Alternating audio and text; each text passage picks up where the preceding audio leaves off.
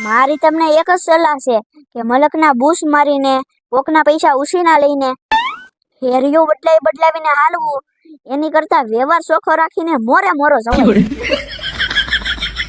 હા, અત્યારે ભલે તમને ગમે એમ લાગે પણ મારો એક દી સમય આવશે તમે મારી એક ઝલક જોવા માટે તરસી જાઓ. બસ એક વાર મને 40-50 હજાર ઉછીને આપીને જોવો. હા, અહીંયા આપણે કાયદો ગજબનો છે હો. કેમ? જો આપણે મકાન કરતા હોય ને આપણા પ્લોટમાં પાયા ગાળતા સોનું નીકળે કે પેટ્રોલ ડીઝલ નીકળે તો એ બધું સરકારનું ગણાય.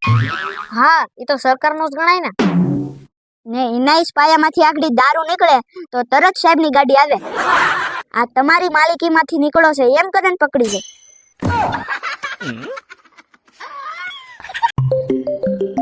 ભાઈ તું કાલ 4 વ્હીલ ને કુંડલા જાશો ને તો મને લેતો જજે ની. મારી બાઇકમાં પંચર થઈ ગયું. પણ અમે ઓલરેડી 5 જણા તો સહી એટલે હવે ગાડીમાં સીગા નથી ભાઈ. વાહ ભાઈ વાહ, તું 4 વ્હીલ વાળો તો હમણાં છો.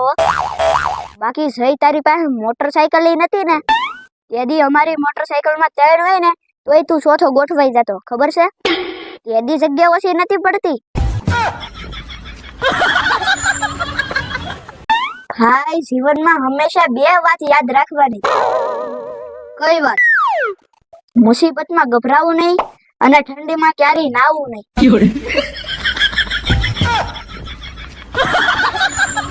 તો મિત્રો અત્યારે સોશિયલ મીડિયા પર વિડીયો બનાવવા વાળાનો રાફડો ફાટ્યો છે. વિડીયોમાં જેમ ફાવે એમ પ્રદર્શન કરે, જેવું તેવું બોલીને ગાળાગાળી કરીને બધાને ફેમસ થવું છે. અને આ લોકોના ફોલોવર પણ ઝડપથી વધે છે. પણ અત્યારે સમાજ માટે કઈ સારા વિચારો વાળા વિડીયા જોવા બહુ ઓછા લોકો પસંદ કરે છે. છતાં અમે એવો પ્રયાસ કરીએ છીએ કે સમાજ સુધી કંઈક સારો સંદેશ પહોંચાડી શકાય. આવો જ અમારો સમાજ ઉપયોગી એક વિડીયો આવી ગયો છે યુટ્યુબમાં. તો તમને આ વિડીયોમાં ઉપર નીચે જ્યાં પણ બ્લુ લાઈન દેખાય એને ટચ કરો અને જોઈ આવો આ વિડીયો. જો તમને આમાં કંઈક પણ સારું લાગે તો શેર કર્યા વિના જાતા નહીં. જય માતાજી.